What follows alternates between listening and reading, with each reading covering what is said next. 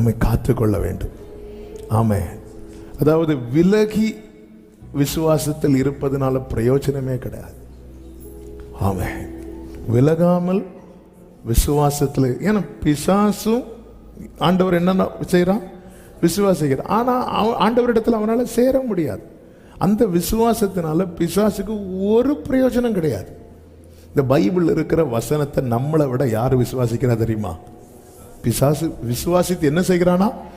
நடுங்குற. அதெல்லாம் நம்மக்கிட்ட சுத்தமாகவே இல்லை. அவன் நடுங்குகிறான்.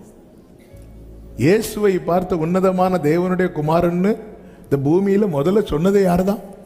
அவன் தான். உடனே இயேசு சத்தப்படாத, இயேசுவை பார்த்து பரிசுத்தர்னு சொன்னது யாரு? அவன். அவனை சொல்ல விடாம அதட்டிட்டு நம்ம வாயை திறந்து நம்மளை சொல்ல வைக்கிறான்.